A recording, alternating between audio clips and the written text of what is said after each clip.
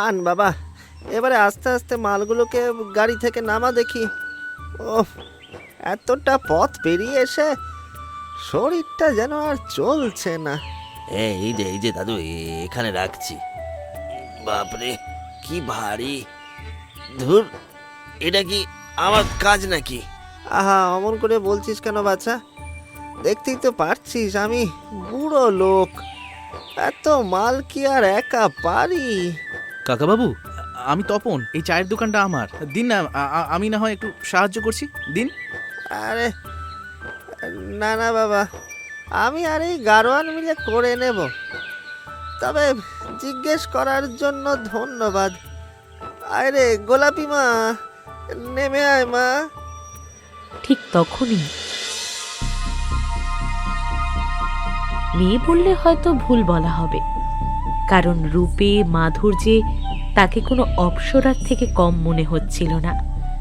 তার রেশমের মতো চুল, দুধের মতো গায়ের রং এবং পটল চেরা চোখ দুটো দেখে সেখানে দাঁড়িয়ে থাকা ছেলেগুলোর বুকে যেন সজোরে ধাক্কা লাগলো। কিন্তু সকলকে অবাক করে গোলাপি গাড়ি থেকে নেমে নিজে তপনের দিকে তাকিয়ে হেসে বলল, একটু সরে দাঁড়াও তপন, আমি ভেতরে যাব।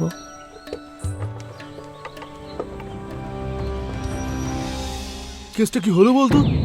মেয়েটা তপনের সাথে কথা বল। এই তপনের তো মুখের হাসি ধরছে না মন্টুদা। বেটা ভাবছো ওই বুড়ো বোধহয় ওকে জামাই করবে। সে হতেই পারে, যদি এই মেয়েটা অন্ধ হয় আর কি। না মানে, তপনের বদন দেখলে তো আর কেউ ওর সাথে বিয়ে করতে চাইবে না, তাই না? আমি এসব ভাবিনি রাজুদা, পুরো মানুষ দেখলাম তাই সাহায্য করতে গেছিলাম। ওরা সবসময় আমায় এইভাবে ছোট করেছে, কি আনন্দ পায় বুঝি না। পরদিন সকালে তখন তপন সবে দোকান খুলেছে। ওর চোখ যেন আপনা হতেই সামনের বাড়ির দিকে চলে গেল। মনের মধ্যে তার যেন অদ্ভুত এক চঞ্চলতা, সে যেন অন্যমনস্ক হয়ে গেছিল। ঠিক তখনই মণিলাল এসে বিনয়ী সুরে বলল, তপন, এই একটু উপকার চাইতে এলাম যে বাবা। হয়তো বিরক্ত করছি, কিন্তু আরে না না, এমন করে বলছেন কেন কাকাবাবু? বলুন না কিছু দরকার হলে। আসলে আমি তো এখানে নতুন, তাই বাজার হাট কিছুই চিনি না। তুমি যদি একটু দেখিয়ে দাও বড় ভালো হয়। আসলে মেয়েটা আমার মাছ ছাড়া ভাত মোটেই খেতে পারে না। আরে চলুন না, আমি নিয়ে যাচ্ছি। আমি আপনাকে সব দেখিয়ে দেবো, কোনো সমস্যা হবে না। বলছিলাম, আপনার মেয়ের মানে কি মাছ পছন্দ যদি বলেন, তাহলে সেই বুঝে মাছের বাজারে নিয়ে যেতে পারি। অনেকগুলো মাছের বাজার কিনা, তাই বলছিলাম আর কি। আমার গোলাপি মায়ের ইলিশ মাছ খুব পছন্দ, তবে রুই কাতলাও ভালোই খায়। মেয়ে আমার বড় শান্ত স্বভাবের। মণিলালের কথায় তপন যেন খুবই উৎসাহী হয়ে পড়ল।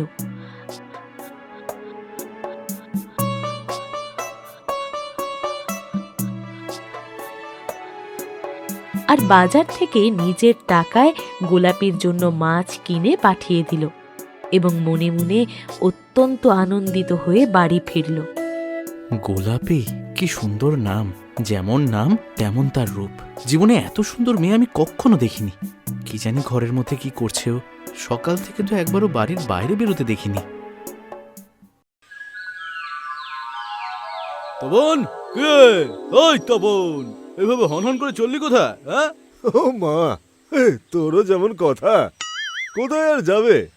হবু শ্বশুর মশাইয়ের জন্য বাজার করে নিয়ে যাচ্ছে বোধহয়।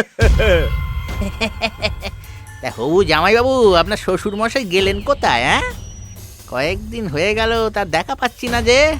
কি ব্যাপার? আরে তোমরা কি বলছো আমি যে কিছুই বুঝতে পারছি না। আমার আবার শ্বশুর কোথা থেকে আসবে? ওলে আমার ন্যাকা সোনা রে, পাড়ার নতুন বাসিন্দা ওই মণিলালের যা খিদমত তুমি খাচ্ছ, তারপর আবার ন্যাকামি করছো কেন বলো তো? হ্যাঁ, এ আবার কেমন কথা? উনি বয়স্ক মানুষ, এই গ্রামের কিছু চেনেন না, তাই আমায় একটু সাহায্য করে দিতে বললেন। আমি তো ওই জন্যই তুমি ভাবলে বুড়োটাকে হাত করে যদি সুন্দরী মেয়েটাকে পড়ানো যায়, তাই তো? তোমরা ভুল বুঝেছো। কোথায় ওই গোলাপি আর কোথায় আমি? বাবা, মেয়ের নামটাও জানা হয়ে গেল। যাই হোক, এসব ছাড় তো। আচ্ছা, একটা কথা বলতো, ওই মেয়েটাকে দিনের বেলা দেখা যায় না কেন? হ্যাঁ? না, এটা কিন্তু আমিও খেয়াল করেছি। ওরা এসেছে বেশ কিছুদিন হলো, কিন্তু এর মধ্যে ওই মেয়েটাকে তো একবারও বেরোতে দেখিনি। হ্যাঁ, তাছাড়া বুড়োটাও তো নেই এখানে। বাবা, অমনেরা সমস্ত মেয়ে একা একা বাড়িতে রয়েছে, বিষয়টা একটু অদ্ভুত না? এতে এতে অদ্ভুতের কি আছে? হয়তো ওর বাবা কোনো কাজে গেছে, আর ভদ্রবাড়ির মেয়েরা তো আর বাইরে ঘুরে বেড়াবে না। যাকে আসি, আমি কাজ আছে। বাবা, ছেলের কথা শুনলি? এমন ভাবে বললো যেন ওর গায়ে ফোসকা পড়ে যাচ্ছে। এরপর কেটে গেল আরো কয়েকদিন। তপনের মনে তখন যেন এক অদ্ভুত অনুভূতি বিরাজ করছে। সেদিন রাজুদের বলা কথাটা বারবার ওর মনে খোঁচা দিচ্ছে। এদিকে নিজেরও মনে হচ্ছে যে সেদিন যে গোলাপি বাড়িতে ঢুকলো, তারপরে এতগুলো দিন হয়ে গেল, ওকে তো একবারও বেরোতে দেখলাম না। এতদিন একটা মানুষ বাড়িতে করছেটাই বা কি? না, এইভাবে নিজের মনের মধ্যে কৌতূহল চেপে রেখে লাভ নেই। আমায় একবার ওদের বাড়িতে গিয়ে দেখতে হবে। গোলাপির কোনো বিপদ হলো না তো? বাড়িতে কি কেউ নেই নাকি? কাউকে তো দেখতে পাচ্ছি না। কাকাবাবু, বাড়ি আছেন? বাড়িতে তো কেউ নেই, আর ঘর তোর কেমন ফাঁকা। তাহলে কি রাজুদের কথাই সত্যি? গোলাপি আর ওর বাবা কি তবে? তপন আর কিছু ভাবতে পারত তার আগেই কাঁধে একটা শীতল অথচ কোমল স্পর্শ পেতেই ও চমকে পেছনে তাকালো। আর পেছনে তাকিয়েই ওর চোখ যেন ছানা বড়া হওয়ার জোগাড়। ওর একদম কাছে দাঁড়িয়ে আছে গোলাপি। গোলাপের পাপড়ির মতো মিষ্টি গন্ধ তপনের সমস্ত চেতনা যেন অবশ করে দিচ্ছিল। সে কিছু বলার আগেই গোলাপি মিহি কণ্ঠে বলল, কাউকে খুঁজছো তপন? না না না না, আসলে কাকাবাবুকে খুঁজছিলাম আর কি। বাবা তো নেই তপন, তাই তো সারাদিন এইভাবে ঘরে থাকতে আমার বড্ড একা লাগে জানো। এমন কেউ নেই যার সাথে একটু গল্প করব, ঘুরে বেড়াবো। তুমি মানে আপনি আমায় বলতে পারেন, কিন্তু যদি কিছু দরকার হয় আমি যতটা সম্ভব সাহায্য করব। আপনি নয়, তুমি। আমাকে তুমি গোলাপি বলেই ডেকো। কিন্তু কোনো কিন্তু নয়। তপন, আমায় একটু ঘুরতে নিয়ে চলো। আমার মন আজকে ভীষণ খারাপ জানো। এইভাবে থাকলে আমি মরেই যাব। না না না, এমন কথা বলো না গোলাপি। আমি তোমায় ঘুরতে নিয়ে যাচ্ছি, কিন্তু এখন তো বাইরে অন্ধকার। যদি কেউ কিছু ভাবে, আর কাকাবাবু যদি রাগ করেন? কেউ কিচ্ছু ভাববে না তপন। একজন বন্ধু বুঝি অন্য বন্ধুর সাথে ঘুরতে যায় না? এসব ছাড়ো তো, আর চলো দুজনে ঘুরে আসি। এমন আহ্বানকে প্রত্যাখ্যান করে এমন সাধ্য বুঝি কোনো পুরুষের নেই। আর সেখানে তপন তো চুনোপুটি মাত্র। সে গোলাপিকে নিয়ে গ্রামের শেষ প্রান্তে ঝুমকি নদীর ধারে গেল। নদীর ছলছল শব্দ আর ঝিঝি পোকার ডাকে চারিদিক মুখরিত হয়ে রয়েছে। গোলাপি আর তপন তখন নদীর পাড়ে বসে রয়েছে। তপনের জীবনে এমন অভিজ্ঞতা এই প্রথম। সে যেন বিশ্বাস করতে পারছে না। হঠাৎই গোলাপি বলে উঠল, সত্যি কি সুন্দর পরিবেশ, কত মিষ্টি হাওয়া দিচ্ছে, সারা শরীর যেন জুড়িয়ে গেল। ভাগ্যিস তুমি নিয়ে এলে তপন, নইলে আমি ঘরে থেকে পাগল হয়ে যেতাম। এইভাবে বলছো কেন? এটুকু না করতে পারার তো কিছু নেই। না গো, সত্যি। আমি যে কি বলে তোমায় ধন্যবাদ দেব জানি না। ছি ছি ছি, আমাকে ধন্যবাদ দিতে হবে না গোলাপি, আমি তো আছি। আমি থাকতে তোমার কখনো মন খারাপ হবে না। একটিবার আমায় ডাকবে, আমি ঠিক হাজির হয়ে যাব। বাবা ঠিকই বলতো। এই পৃথিবীতে ভালো মানুষ এখনো আছে, যেমন তুমি। এবার চলো ফেরা যাক, অনেক রাত হলো। তপন গদগদ হয়ে গোলাপিকে নিয়ে ওর বাড়িতে পৌঁছে দিল। তপনের মনে তখন যেন এক ঝাঁক প্রজাপতি উড়ছে। জীবনে কেউ কোনোদিন ওর সাথে ভালোভাবে কথা বলেনি, বরং ওকে অবজ্ঞা করেছে, ছোট করেছে। আর গোলাপি 2 দিনের আলাপে সে যেন তপনের মন দখল করে নিয়েছে। কিন্তু সে খেয়াল করল না আড়াল থেকে ছোট্ট ওদেরকে দেখে ফেলল।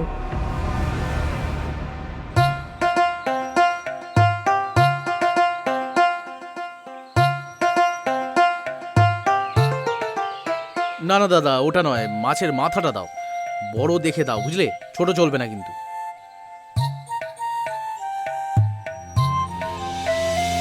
বাবা, কি ব্যাপার রে তপন? বলি বাড়িতে মুড়ো ঘন্ট হবে নাকি? এত বড় মাছের মাথা তুই খেয়েছিস বলে জানা নেই। আরে তুইও না রাজু, কি যে বলিস! কোনোদিন খাইনি বলে কি এখনো খাবে না নাকি? বলি এখন কি আর তপন সেই পুরনো তপন আছে রে?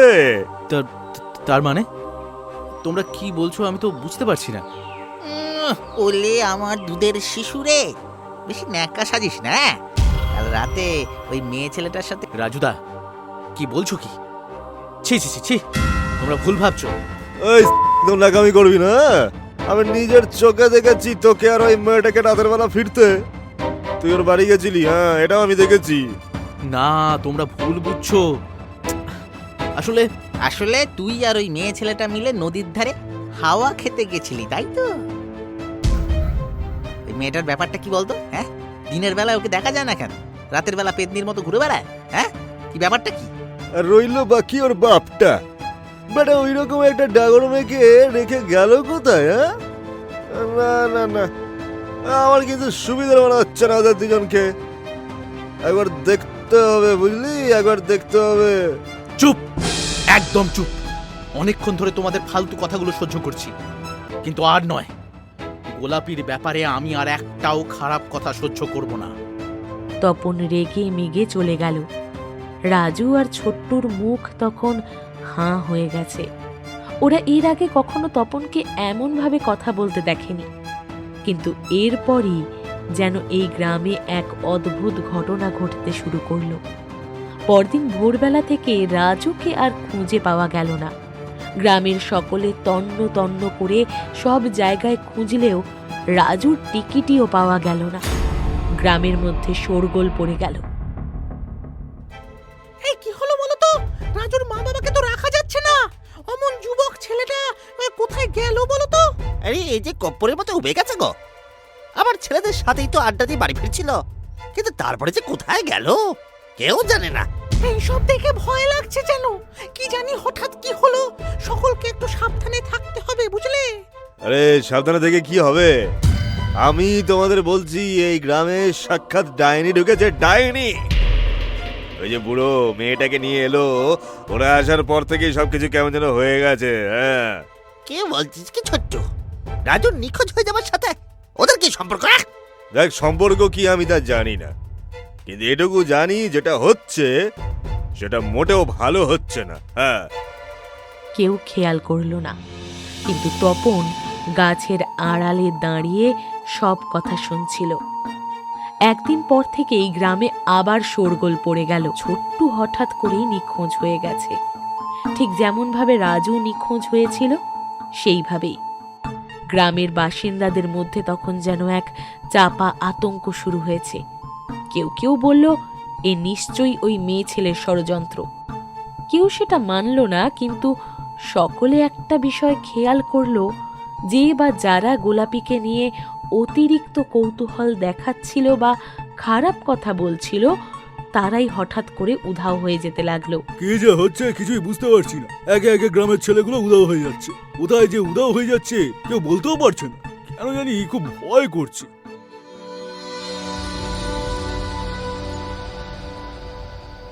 তপন, এই তপন, ঘুমিয়ে পড়লে নাকি? না, তবে তোমার কাছে যতক্ষণ থাকি বড্ড শান্তি লাগে, জানো তো।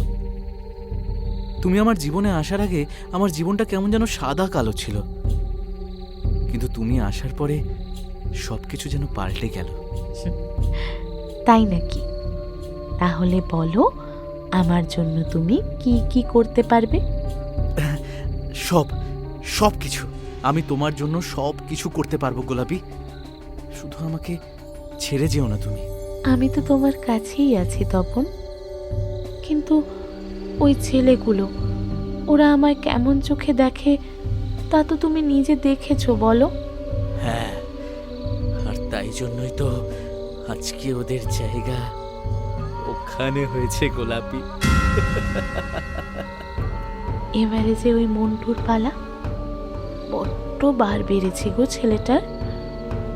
আজকে রাতে ও যখন কাজ থেকে ফিরবে, তুমি ওকে ভুলিয়ে ভালিয়ে এখানে নিয়ে আসবে, আর তারপরেই কিন্তু গোলাপি, গ্রামের চারিদিকে গ্রামবাসীরা ওদের খুঁজে বেড়াচ্ছে। ওরা যদি এখানে চলে আসে? ওরা এখানে এসে কিছুই পাবে না, কারণ এই লাশগুলো আমরা মাটির তলায় পুঁতে দেব। গোলাপি, আমি আগে কখনো এরকম কিছু করিনি। আমি অন্যায় করছি না তো? ওরা আমায় নিয়ে কত কিছু বলেছিল, খারাপ মেয়ে বলে আমার পেছনে নোংরা ইঙ্গিত করেছিল, আর তুমি বলছো ওদের উচিত শিক্ষা দিয়ে তুমি অন্যায় করেছো। ঠিক আছে, তুমি যাও, তোমায় কিচ্ছু করতে হবে না, যাও তুমি তপন। না না না না না গোলাপি, তুমি আমাকে ভুল বুঝছো। এই পৃথিবীতে আমার কাছে সবার আগে তুমি, শুধু তুমি। আর তোমার জন্য আমি সব সব করতে পারি, সব।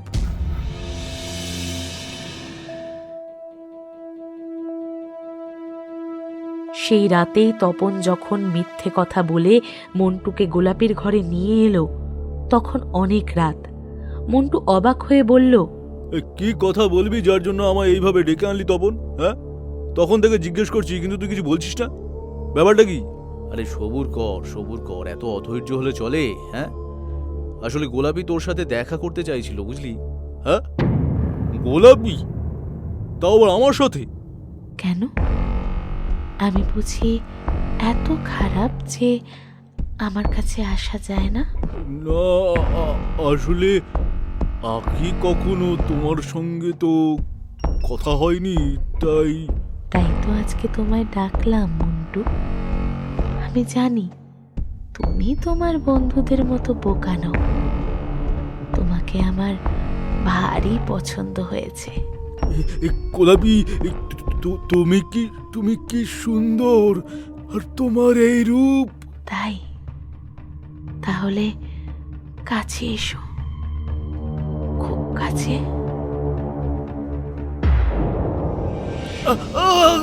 গোলাপি, আমার লাগছে, একটু আস্তে। আর একটুখানি মন্টু, তারপরে ব্যথা বেদনা আর কিচ্ছু টের পাবে না, কিচ্ছু না। গোলাপি, ছাড়ো, ছাড়ো, আমার ছাড়ো।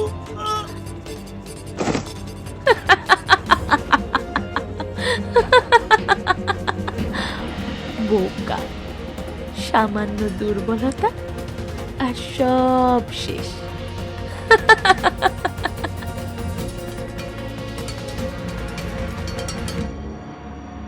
পরদিন যখন মন্টুকেও খুঁজে পাওয়া গেল না, তখন গ্রামের লোকেদের মধ্যে ভীষণ আতঙ্ক ছড়িয়ে পড়ল। তারা কি করবে বুঝে উঠতে পারছিল না। তখনই তাদের মনে পড়ল সাধক গুরুদাসের কথা। গ্রামের শেষ প্রান্তে গুরুদাস বাস করতেন। তার মধ্যে এক দিব্য শক্তি ছিল। গ্রামের লোকেরা অসহায় হয়েই তার কাছে হাজির হলো। সব শুনে তিনি মুচকি হেসে বললেন, বুঝেছি, চিন্তা করো না তোমরা, আমি সব ঠিক করে দেব। এবারে বুঝি আমার সন্ধান সমাপ্ত হবে।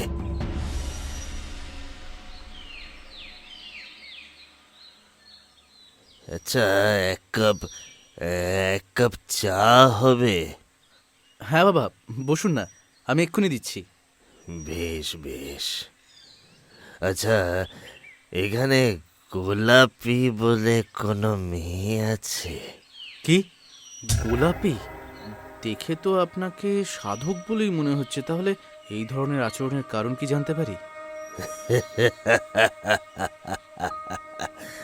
বাইরে থেকে সবাইকে দেখে কি আর সবটা বোঝা যায় নাকি? আমি দেখতে সাধু, কিন্তু এমনিতে অর্থ আমার কম নয়। মানে যা লাগবে আমি দেব। আপনি, আপনার লজ্জা করলো না? ভণ্ড সাধু! ছি ছি ছি ছি, ছি! আরে আরে, এত চড়ছো কেন? আমি তো বলছি গোলাপিকে আমার কথা বলবে, ও আমায় চিনে। সত্যি, গোলাপি ঠিকই বলে। এই দুনিয়ায় কেউ ভালো না, সকলে ওকে কষ্ট দিয়েছে কেবল।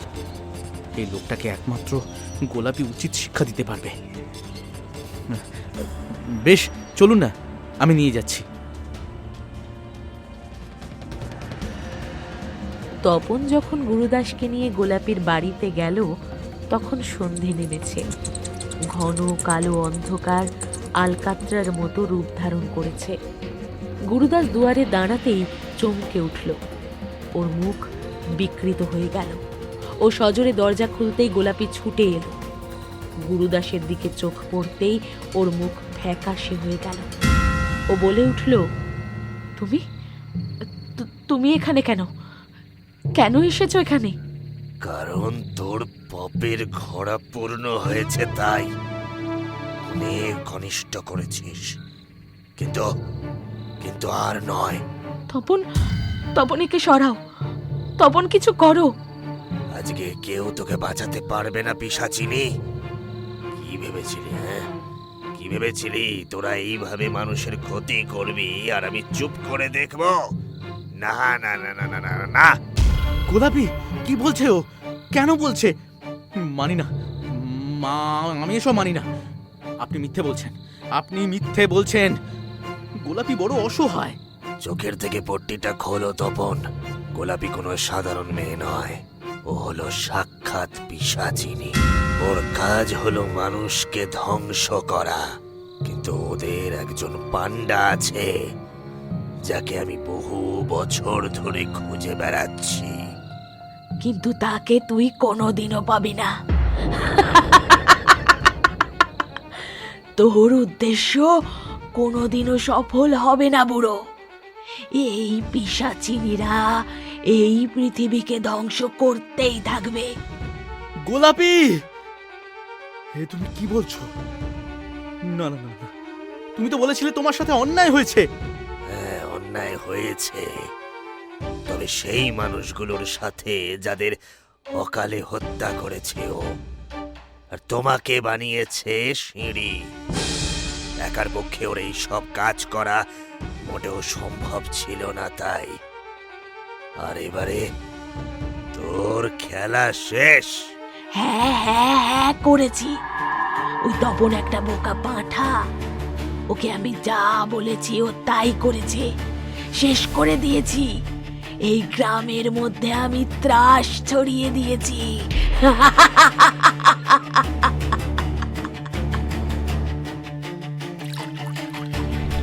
ওরে বাবা রে, ও বাবা গো, জ্বলে গেল, জ্বলে যাচ্ছে,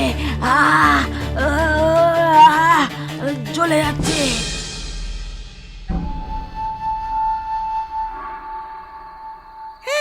কে বাবা? আর আমাদের গ্রামেই বা এলো কি করে? সে অনেক বড় কাহিনী। এরা হলো পিশাচিনী। যেই লোকটার সঙ্গে ও এসেছিল, মানে যে ওর বাবার পরিচয় দিয়েছিল, সেই হলো ওদের পান্ডা।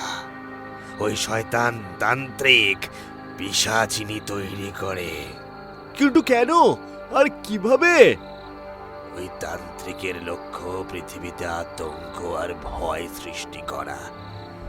ও নিজে একজন পিশাচ সিদ্ধ পুরুষ, তাই ও বহু গ্রামে গ্রামে ঘুরে গরিব অথচ যুবতী মেয়েদের মিথ্যে লোভ দেখিয়ে নিজের সঙ্গে নিয়ে আসে।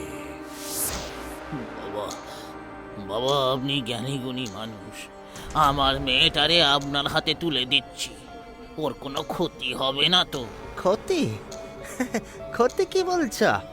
ওকে আমি লেখাপড়া শিখিয়ে গুরু শিক্ষা দিয়ে একজন প্রকৃত মানুষ হিসেবে গড়ে তুলবো, দেখো।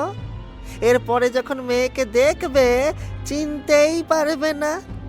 চলো মা, চলো, এবারে আমরা রওনা দেব।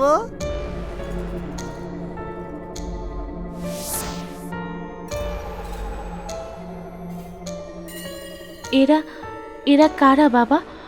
আর আমাকে এরকম একটা জায়গায় নিয়ে এলেন কেন? ওরাও তোমার মতোই গুরু শিক্ষা নিতে এসেছে মা। এবার থেকে আমি যা বলবো তাই শুনবে, হ্যাঁ? ওই শয়তান তান্ত্রিক এক শুভ দিন দেখে মেয়েগুলোকে তন্ত্রের মাধ্যমে পিশাচিনী তৈরি করত। নিরীহ মেয়েগুলো বুঝে ওঠার আগেই ওদের ঠেলে দিত এক নিষ্ঠুর পরিণতির দিকে। বাবা পরিচয়ে ওদের নতুন এক গ্রামে নিয়ে যেত, আর তারপরেই নিজে গায়েব হয়ে যেত।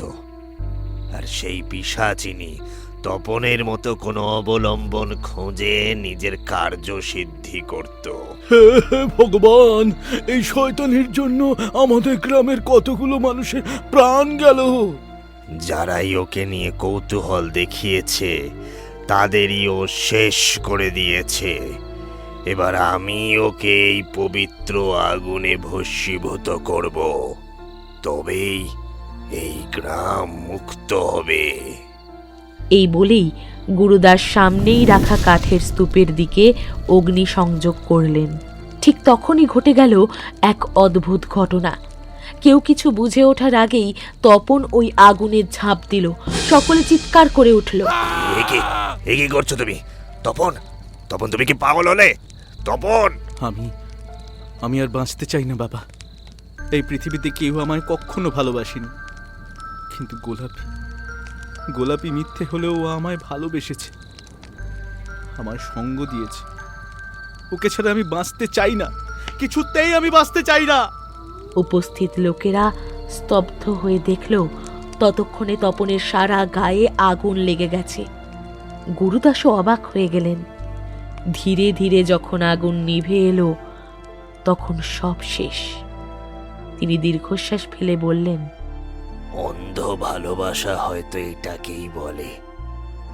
তপন গোলাপিকে প্রকৃত ভালোবেসেছিল, তাই নিজের প্রাণ দিয়ে সেটা প্রমাণ করলো।